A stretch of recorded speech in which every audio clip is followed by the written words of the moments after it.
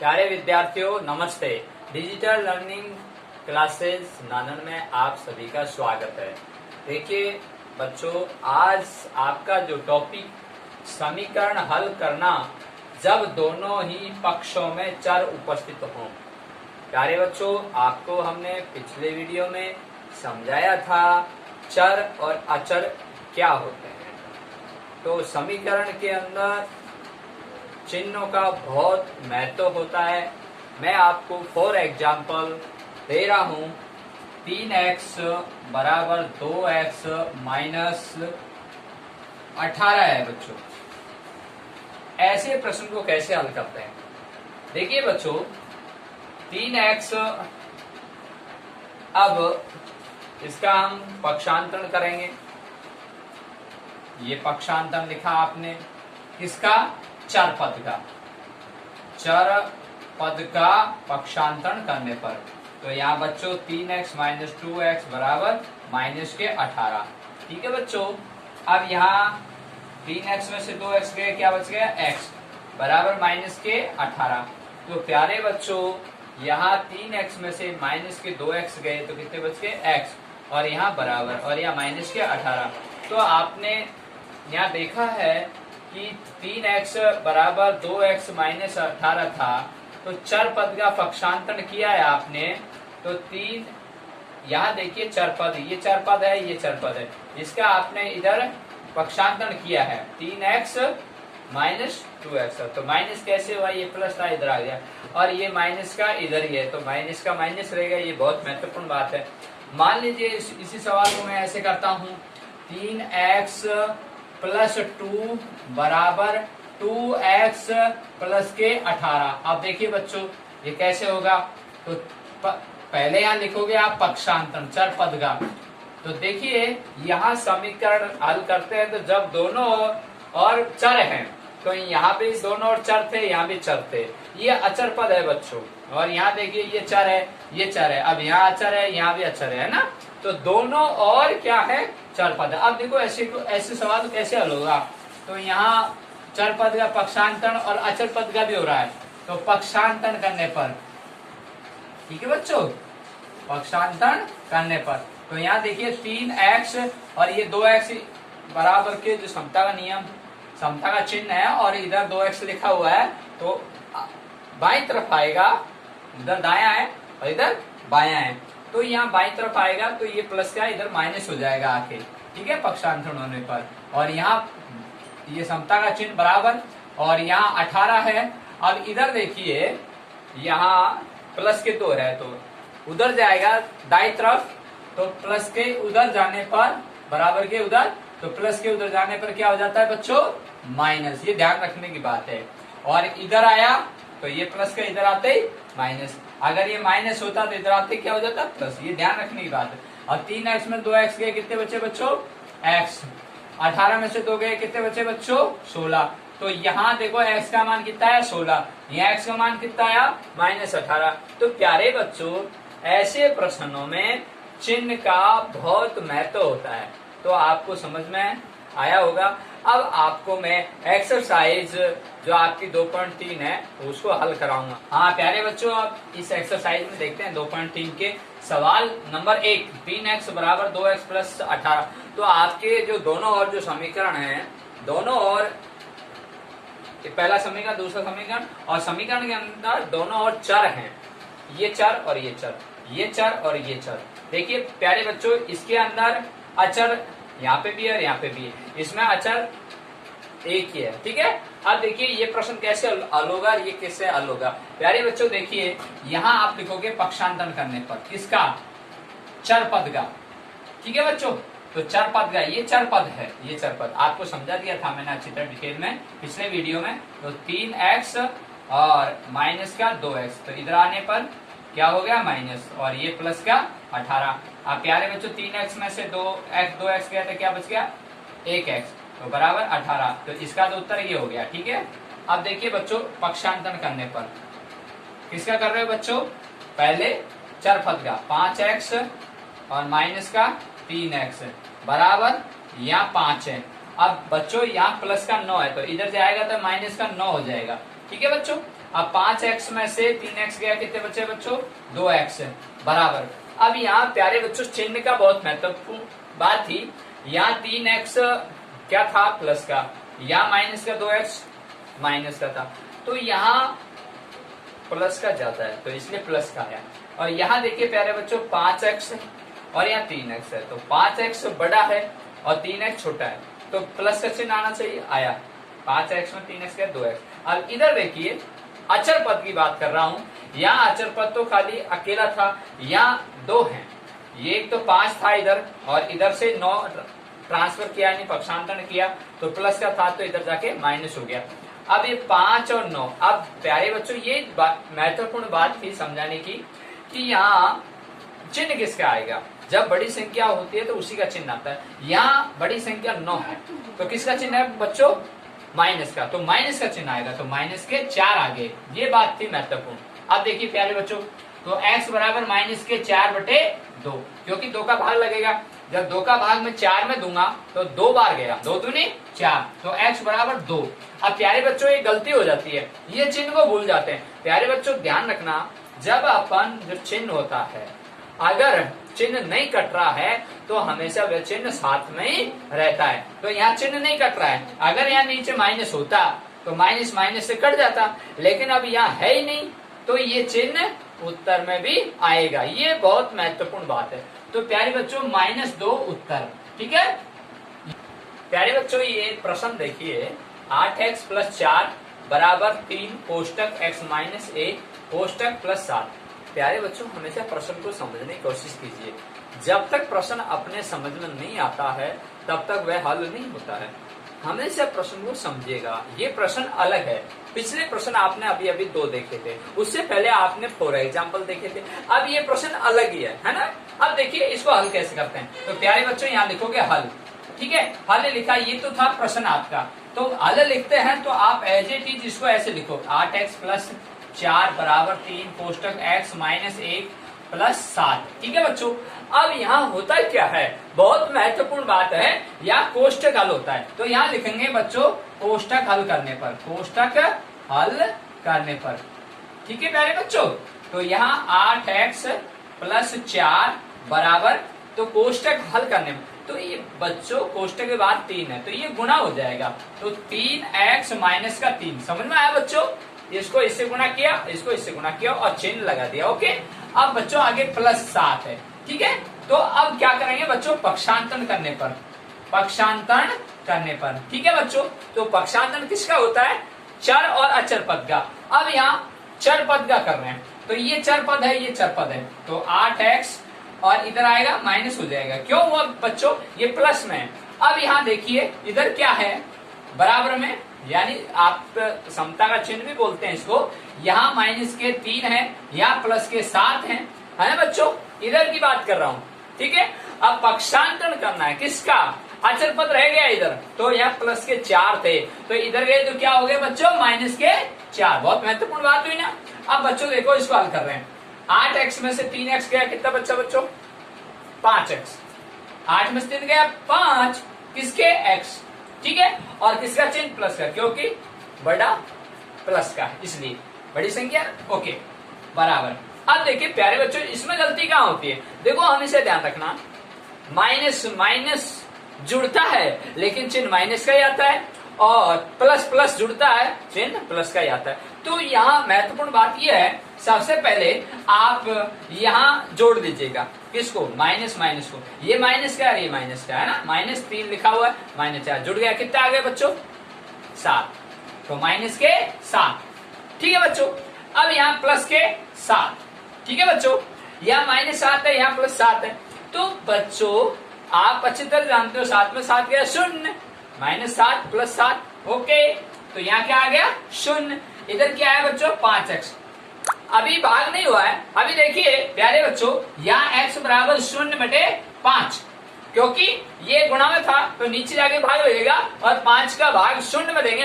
हमेशा ध्यान रखना, मैं कई बार कह चुका हूं, संख्या का भाग अगर 0 में दिया जाता है तो 0 ही आता है, तो x बराबर 0, और ये आपका उत्तर। प्यारे बच्चों अगला प्रश्न, प्रश्न नंबर 4, 2y प्लस 5/3 बराबर 26/3 माइनस वाई। ये आपकी जो प्रश्नावली चल रही है उसी के अंतर्गत ये सवाल है। आप प्यारे बच्चे इस सवाल को समझेगा, ये थोड़ा सा अलग है, अंश और हर वाला सवाल हो गया है ना, ऊपर अंश हर, अंश और हर। देखिए प्यारे बच्चों इस सवाल को कैसे करते हैं। आप सबसे पहले यहाँ लिखेंगे हल, हल लिखते ही आप इसको एज इट इज लिखेंगे क्योंकि पेपर में छपा हुआ सवाल है। तो यहाँ 2y प्लस 5/3 बराबर 26/3 माइनस का y। ठीक है बच्चों, अब लिखोगे यहाँ पक्षांतरण करने पर किसका, चर पद का। ठीक है, तो 2y और ये y, तो यहाँ 2y और ये बच्चों अब महत्वपूर्ण बात आ गई। यहाँ 2y था, इधर माइनस का y है, तो इधर आएगा बाएं तरफ, तो माइनस का इधर आते ही प्लस हो गया। ठीक है बच्चों, ये देखिए इधर 26/3 है और ये इधर जाएगा तो माइनस के 5/3 हो जाएगा। ठीक है बच्चों, अब देखो कितना आसान सवाल है। 2y और y जुड़ गया तो कितने हो गए बच्चों, 3y और ये बराबर। अब देखिए इस ऐसे प्रश्न को कैसे करते हैं, ध्यान देना, जब हर समान होते हैं तो ऊपर की संख्या है तो जुड़ती है या घटती है। तो यहाँ चिन्ह किसका है, माइनस का, तो घट जाएगी। तो हर समान है, हर समान है 3 और यहाँ 26 में 5 है, कितने बचे बच्चों, 21/3। ठीक है बच्चों, देख लीजिएगा 26 में से 5 ये कितने आए, 21 और हर समान है तो नीचे आ गया 3। ओके, अब यहाँ देखिए या तो इसको सरल कर लो ऐसे या फिर इसका भाग दे दो, एक ही बात है। अब देखिए पहले बच्चों ये कैसे होता है सवाल, यहाँ मैं इसका छोटा रूप कर लेता हूं। 3 का भाग 21 में दिया, कितना है बच्चों, 7। कितना आया, 7। ठीक है, तो 3y बराबर 7, तो y बराबर 7/3 और ये आपके उत्तर। अरे बच्चों ये सवाल देखिए, प्रश्न नंबर 5, ये इसी प्रश्नावली का है। 3m बराबर 5m माइनस के 8/5, ये थोड़ा अलग है। अब देखो समझने की कोशिश करना, यहाँ लिखेंगे अपन हल। ठीक है बच्चों, ये प्रश्न में लिखा हुआ है तो हल में एज इट इज लिखो आप। ठीक है बच्चों, ये लिखा, फिर लिखोगे आप पक्षांतरण करने पर, किसका पक्षांतरण बच्चों, चर का। देखिए 3m पहले लिखा हुआ है, इधर से आएगा तो ये माइनस हो गया 5m बराबर, तो इधर क्या बचा बच्चों, माइनस का 8/5। बहुत महत्वपूर्ण बात है बच्चों, इन चीजों को नहीं भूलना है। यहाँ समीकरण के अंदर चिन्ह का बहुत महत्वपूर्ण बात होती है और ये समझने की कोशिश करना। यहाँ माइनस के 8/5 थे बच्चों, ये भूल जाते हैं जल्दबाजी में, बराबर चिन्ह लगा के 8/5 लिख देते हैं, गलत हो जाता है। अब देखिए तो 3m और माइनस के 5m। अब बच्चों यहाँ प्लस के 3 है, माइनस के 5 है, तो बड़ा कौन सा है, 5, किसका है, माइनस का, तो माइनस के 2m आए ना बच्चों, यही तो महत्वपूर्ण बात है इसमें, बराबर माइनस के 8/5। ठीक है बच्चों, अब देखिए मुझे m का मान ज्ञात निकालना है, तो m बराबर, अब यहाँ माइनस के 8/5 और मैं इसका भाग दूंगा -2 का। देखो बच्चों ये ध्यान रखने की बात है, आप ये मत सोचना कि -2 को इधर दौड़ाऊंगा यानी भाग दूंगा तो ये माइनस जाके यहाँ प्लस हो जाएगा, ऐसा नहीं होता है। भाग में ऐसा नहीं होता है, ये सिर्फ प्लस माइनस जब अपन पक्षांतरण करते हैं तभी होता है, ये ध्यान रखने की बातें हैं। अब देखिए इसको हल करने का तरीका क्या है, इसका हल करने का तरीका ये है प्यारे बच्चों, अब इसका भाग इसमें देना है तो इसके नीचे 1 लगा दिया आपने। ठीक है, अब इसके नीचे 1 लगा दिया। अब देखिए वही बात आ गई ना, तो यहाँ माइनस के 8/5 और ये भाग दे रहा हूं, तो अब भाग किस में चिन्ह हो रहा है, गुणा में, तो यहाँ गुणा, भाग का चिन्ह बदल गया, गुणा हो गया। जब गुणा हो गया तो ये संख्या पलट गई, तो यहाँ क्या हो गया, 1/2 और ये माइनस, ये भी ध्यान रखने की बात है। तो ये माइनस माइनस गुणा होगा तो क्या हो जाएगा, प्लस, और 8 गुणा 1 होगा तो क्या हो जाएगा बच्चों, 8, और माइनस माइनस गुणा हो गया तो, और 5 दूनी 10। अब इसका हम छोटा रूप भी कर सकते हैं। देखिए यहाँ मैं किसका भाग दूं, 2 का, तो यहाँ 4 दूनी 8 और 5 दूनी 10 और ये 4/5 इसका आंसर। प्यारे बच्चों अब अगली जो एक्सरसाइज है आपकी 2.4, देखिए इसके अंतर्गत तो कुछ ऐसे प्रश्न आते हैं जो कंपटीशन में भी पूछे जाते हैं। अपन यहाँ छोटे छोटे सवाल हैं उनको उस विधि से हल करेंगे तो बेसिक नॉलेज अपनी मजबूत हो जाएगी, और आगे जब अपन कोई कंपटीशन का एग्जाम देते हैं तो वहां अपन को ये चीजें वहां लाभदायक सिद्ध होती हैं। तो इन चीजों को इग्नोर नहीं करना चाहिए और ध्यान पूर्वक सुनना चाहिए और सुनकर उनका मनन करना चाहिए। और फिर वो सवाल आपके दिमाग में जब ऐसे प्रश्न आप हल कर चुके होते हैं तो वहाँ कंपटीशन में आप तुरंत उस ट्रिक से हल कर सकते हैं। आइए प्यारे बच्चों, मैं आपको 2.4 से संबंधित एक उदाहरण है वो देखिए। क्या अंकों की एक संख्या है, ठीक है बच्चों, दो अंक हैं। दो अंक आप जानते हो, इकाई और दहाई, समझ में आ गई। दो अंकों की एक संख्या है, उनमें क्या, दोनों अंकों में क्या है, अंतर कितना का है बच्चों, 3 का, ठीक है। उनमें अंतर 3 का है। अगर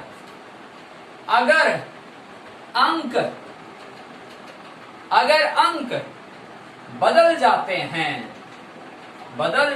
हैं तो दोनों का योगफल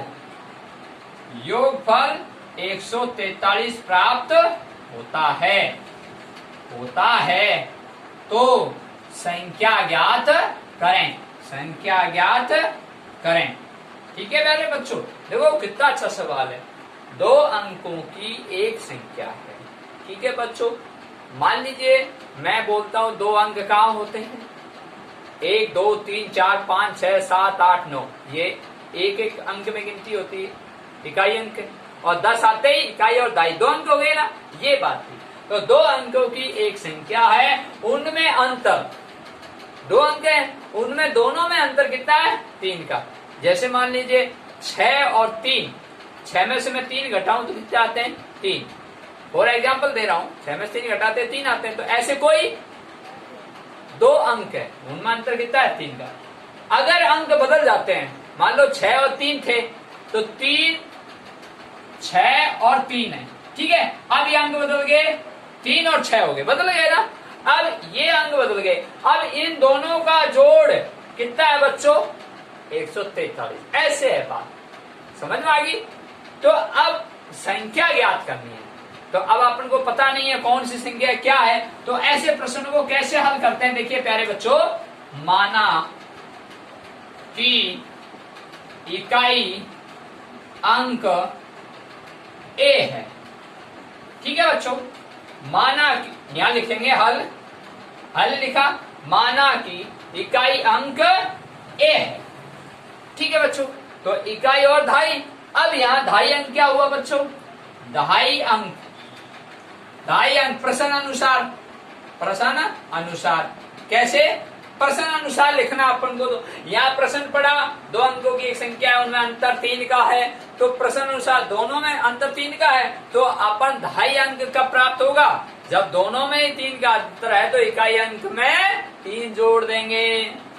तो इकाई अंक में अपन ने क्या जोड़ दिया, 3, तो ये दहाई अंक आ गया, ठीक है बच्चों।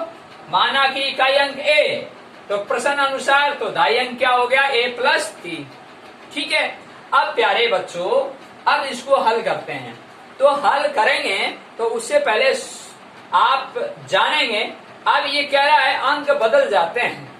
अगर अंक बदल जाते हैं तो दोनों का योगफल क्या होगा। तो पहले तो इसको मैं हल कर रहा हूं। अब देखिए यहाँ लिखने का जो तरीका है वो यह है, तो यहाँ इकाई अंक पहले लिखते हैं, फिर यहाँ a + 3 ये दहाई अंक है। तो दहाई अंक कब होता है, देखिए मैंने आपको बताया 1 2 3 4 5 6 7 8 9 ये इकाई अंक आ रहे हैं और 10 आते दहाई अंक, तो यहाँ 10 लिखेंगे, ठीक है बच्चों। और ये प्लस, अब आपके इकाई और दहाई अंक बन गया, तो इकाई और दहाई। अब ये नई संख्या प्राप्त हुई आपको, ये क्या हो गई, नई संख्या, ठीक है बच्चों। अब दूसरी संख्या ये क्या कह रहा है कि अगर अंक बदल जाते हैं, तो इन्हीं अंकों को बदलना है आपको, है ना, इन्हीं अंकों को बदलना है। तो अंक बदल जाते हैं, इकाई पहले आएगी और दहाई बाद में आएगी, इसी तरह तो कह रहा है वो। तो इसको हम बदल देते हैं, तो यहाँ 10 वहीं रहते हैं और 10 a+ और ये कोष्टक में a + 3, ठीक है बच्चों। इस तरह से होगा ये सवाल, ठीक है। तो ये बन गई दूसरी संख्या, दूसरी नई संख्या प्राप्त हो गई। ठीक है बच्चों, अब इन दोनों को अपन जोड़ेंगे तो क्या आना चाहिए 143। अब नीचे जगह नहीं, मैं ऊपर लिख रहा हूं। बहुत अच्छा सवाल है, समझने की कोशिश करना।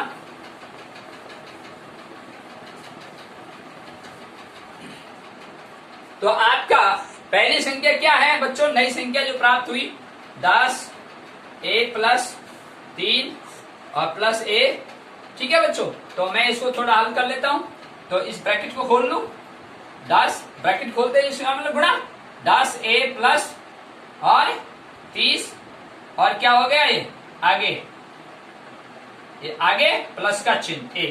तो बच्चों ये और ये चौरासी समान, तो ये जुड़ गया, तो 11 a प्लस 30। ठीक है बच्चों, ये तो समझ में आ गया होगा आपको।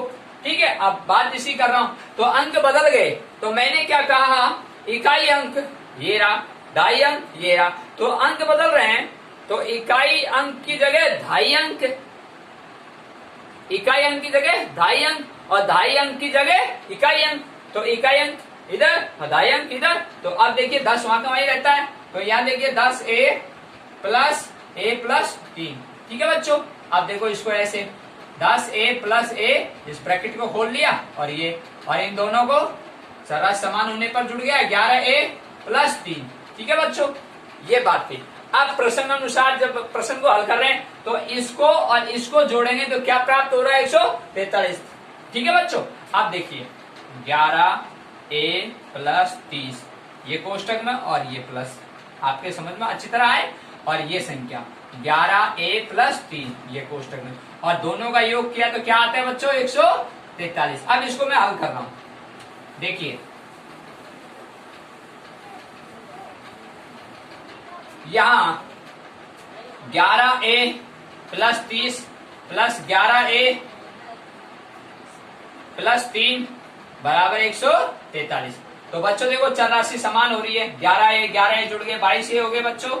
ठीक है, और यहाँ प्लस के 30 और 3 कितने हो गए 33 और बराबर में 143। अब पक्षांतरण करेंगे। ठीक है बच्चों, किसका, अचर पद का, क्योंकि चर पद तो एक ही है। तो 22a ये चर पद और बराबर 143 में माइनस 33। ठीक है बच्चों, तो 22a बराबर, तो 143 में से 33 गए 0 1 और 1 110। ठीक है बच्चों, है ना। अब देखिए तो a बराबर 110 बटे 22, इसका भाग इसमें दूंगा क्या आएगा 5, 5 दूनी 10 और 5 दूनी 10 अरे 11। तो a बराबर 5। तो आपने वहां क्या माना था, इकाई अंक a माना था, है ना। तो अब देखो इसका उत्तर कैसे निकालते हैं। तो यहां मैं लिख देता हूं इधर, यहां आपने इकाई अंक क्या माना था बच्चों, क्या माना था a। तो a बराबर क्या आ गया आपका 5। ठीक है बच्चों, यहां लिख रहा हूं 5, इकाई अंक क्या आ गया 5। अब ढाई अंक की बात कर रहे हैं ना, तो मैंने ढाई अंक क्या लिखा था आपको ध्यान है, a प्लस 3।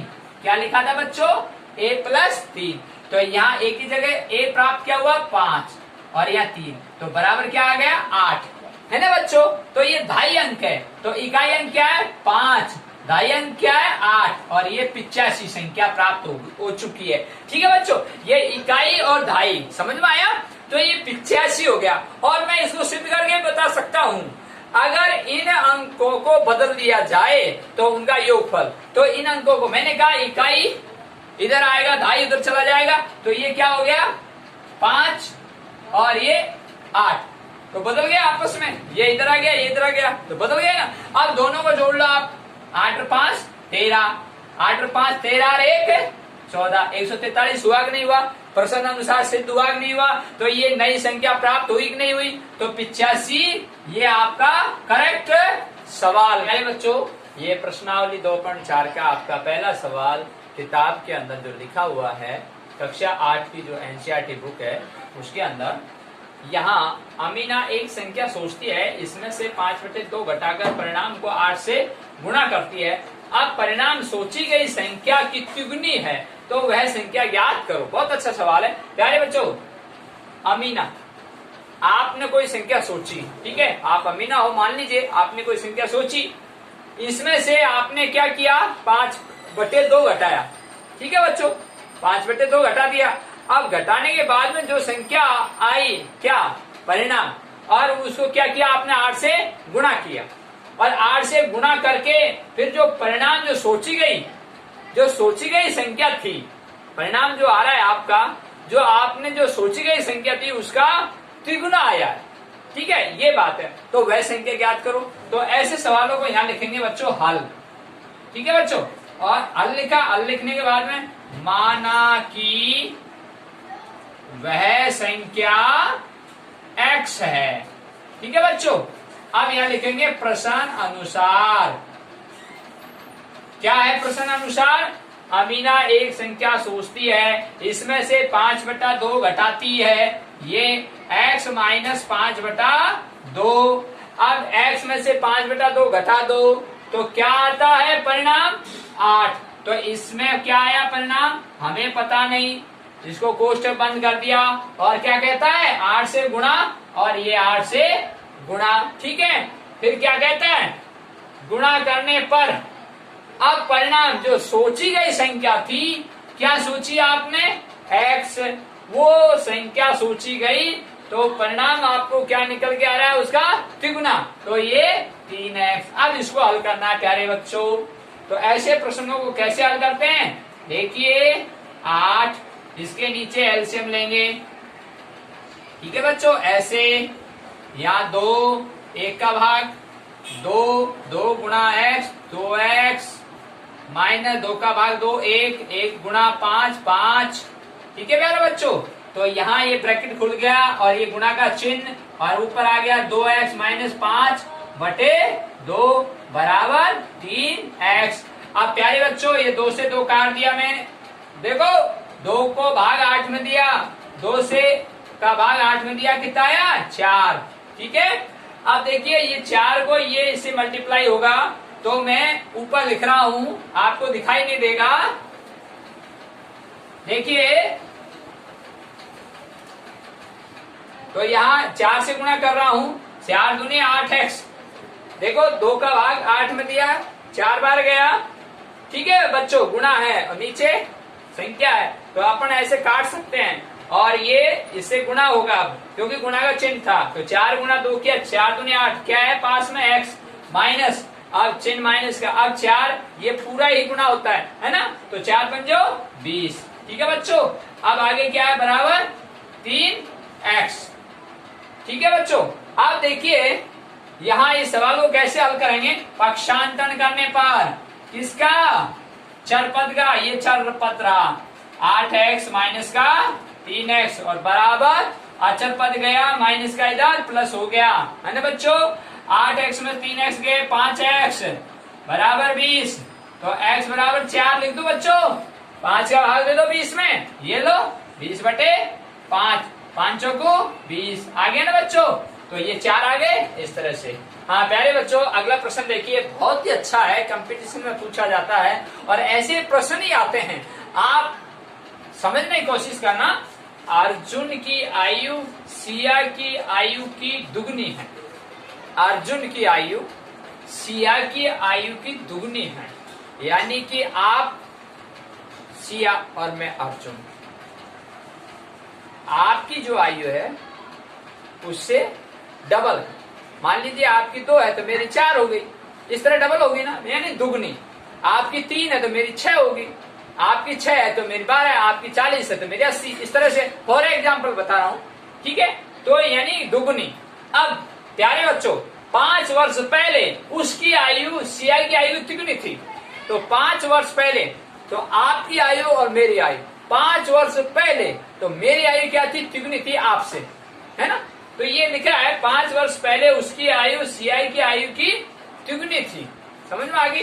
तो अब यहाँ हल लिखेंगे, तो दोनों की वर्तमान आयु पूछ रहा है, दोनों की वर्तमान आयु ज्ञात करो। ठीक है बच्चों, अब देखिए हल, तो यहाँ वर्तमान शब्द नहीं है, दोनों की वर्तमान आयु, तो मैं यहाँ लिख देता हूँ वर्तमान। ठीक है बच्चों, प्रश्न में यहाँ दोनों की वर्तमान आयु ज्ञात करो। प्यारे बच्चों हल लिखा आपने, माना कि सिया की आयु x वर्ष है। ठीक है बच्चों, लिखा आपने। अब प्रश्न अनुसार चलना है आपको। माना कि सीआई की आयु x वर्ष है, ठीक है।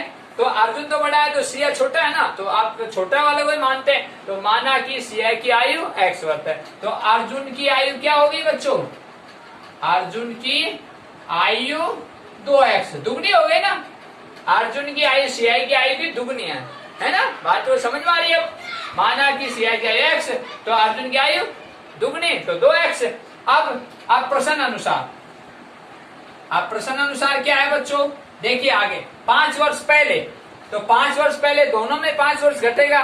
तो भाई आपकी और मेरी दोनों में 5 वर्ष पहले की बात कर रहा हूं। तो यहाँ प्रश्न अनुसार x माइनस 5 और 2x माइनस 5, ठीक है। ये तो है मेरी और ये है आपकी। अब ये क्या कह रहा है? 5 वर्ष पहले उसकी आयु सीआई की आयु की तिगुनी थी, तो मेरी जो आयु थी 5 वर्ष पहले आपकी आयु से तिगुनी थी, है ना। मान लीजिए आपकी 10 थी तो मेरी 30 हो गई, तिगुनी हो गई ना। तो इस तरह से, तो अब इसको बराबर करने के लिए आपकी मेरी आयु, तो आपकी आयु को मैं 3 से गुणा करूंगा। मेरी तो 30 है ही, तो आपकी 30 कब होगी? जब मैं आपकी आयु को 3 से गुणा करूंगा। तो आपकी आयु ये रही, ये सीआई की नहीं है x माइनस 5, तो इसको मैं 3 से, अब ये बराबर हुआ कि नहीं हुआ? समझ में आया कि नहीं आया? मेरी 30 थी, आपकी 30 करने के लिए 10 को 3 से गुणा कर दिया। एक फॉर एग्जाम्पल, तो यहाँ प्रश्न अनुसार समझिएगा, माना कि सीआई की आयु x वर्ष थी, अर्जुन की आयु दुगनी हो गई। ये लिखा है प्रश्न अनुसार अर्जुन की आयु दुगनी, ठीक है। 5 वर्ष पहले दोनों में, तो माना कि सीआई की आयु में x माइनस 5 किया, ठीक है, और अर्जुन की आयु में भी 2x माइनस 5 किया। अब दोनों को बराबर करने के लिए इस सीआई की आयु को ही गुणा करना पड़ेगा, तब ये बराबर हो गए। ये बराबर का चिन्ह समझ में आई? इस तरह के समीकरण अगर बन गया तो सवाल हो गया, अब कोई दिक्कत नहीं है। देखिए बच्चों, 2x माइनस 5 बराबर, इसको खोलेंगे गुणा हो जाएगा 3x माइनस 15। तो यहाँ 2x पक्षांतर लिखो बच्चों, पक्षांतर करने पर किसका? चर पद का। 2x माइनस का 3x बराबर माइनस का 15 और ये प्लस का 5, ठीक है बच्चों। इधर जाके अब देखिए, या माइनस का x आएगा, क्यों? देखो 2x प्लस का माइनस का 3x, तो माइनस का बच्चा नहीं बच्चा। इधर देखो बच्चों, माइनस का 15 प्लस का 5, तो माइनस का कितना है बच्चों? 10, ठीक है बच्चों। अब मैं भाग दूंगा तो x बराबर, तो माइनस माइनस से कट जाएगा और यहाँ 10 आ जाएगा, ठीक है बच्चों। तो x बराबर 10, तो ये x क्या माना आपने? क्या माना बच्चों? सीआई की आयु, ये माना, ये लिखा, माना कि सीआई की आयु x वर्ष क्या है? 10। अब अर्जुन की आयु पूछ रहा है, तो अर्जुन की दुगनी हो गई, तो अर्जुन की आयु क्या हो गई? 2 गुणा 10 बराबर 20 वर्ष, ठीक है बच्चों। ये 20 वर्ष, ठीक है बेटा। माना कि सीआई की आयु क्या मानी? x, तो x बराबर क्या आ गया? 10। तो ये 10 वर्ष क्या आ गया? सीआई की, और इसकी क्या आ गई? अर्जुन की आयु 20 वर्ष, तो दोनों की आ गई। ओके, हाँ प्यारे बच्चों, अगला क्वेश्चन देखिए। दादाजी की आयु अपनी पोत्री की आयु की 10 गुनी है। यदि उनकी आयु पोत्री की आयु से 54 वर्ष अधिक है तो दोनों की आयु ज्ञात कीजिए। बहुत ही सरल प्रश्न है, समझने की बात है। दादाजी, अपने दादाजी, ठीक है, अपने पिताजी के पिताजी, वो दादाजी होते हैं। तो दादाजी की पोती है, यहाँ पोती पोत्री, ठीक है। तो यहाँ आयु 10 गुनी है, तो यहाँ लिखोगे बच्चों हल। माना कि पोती की आयु x वर्ष है, ठीक है बच्चों। तो दादाजी की आयु क्या है? 10 गुनी, तो 10x वर्ष। समझ में आ गया बच्चों? देखिए, दादाजी की आयु अपनी पौत्री की आयु से 10 गुनी है, तो पौत्री की आयु क्या माना? x, तो दादाजी की आयु 10x, ठीक है। तो दादाजी तो बड़े ही है ना, समझ गए। अब क्या कहता है? उनकी आयु, किनकी आयु? अपने दादाजी की आयु पोती की आयु से 54 वर्ष अधिक है, तो होगी वो तो अपनी जो आयु है, अपनी आयु से अधिक है, तो दादाजी अधिक हैं। तो अपन अब क्या करें? तो दोनों में अंतर कितने का होना चाहिए? 54 का। तो 54 वर्ष अधिक है, तो प्रश्न अनुसार लिखो। प्रश्न अनुसार तो 10x माइनस x, तो दोनों में अंतर कितने का है? 54, क्योंकि दादाजी की जो आयु है पोती की आयु से 54 वर्ष अधिक है। तो दोनों में अंतर कितना हो गया? 54। तो 10x माइनस x, ये समीकरण बन गया। अब आप इनको हल कर सकते हैं। 10x में से x गया 9x बराबर 54, तो x बराबर 6। कैसे आया बच्चों? 9 का भाग 54 में दे दिया, 9 6 की 54, x बराबर 6। तो x बराबर 6 किसको माना आपने? पोती को। तो मैं यहाँ लिख रहा हूं पोती की आयु कितनी हो गई? 6 वर्ष। तो दादाजी की आयु 10 गुनी है, तो 10 गुना 6 बराबर 60 वर्ष। तो ये तो हो गई दादाजी की और ये हो गई पोती की। ठीक है बच्चों, ओके। हाँ प्यारे बच्चों, आज अपन ने जो प्रश्न हल किए और जो प्रश्न शेष रह गए हैं उन प्रश्नों को आप डिजिटल लर्निंग क्लासेस नानन पर कमेंट बॉक्स में लिखकर आप भेज सकते हैं, और अगली जो एक्सरसाइज है वो अगले वीडियो में आपको दिखाएंगे। आज इतना ही।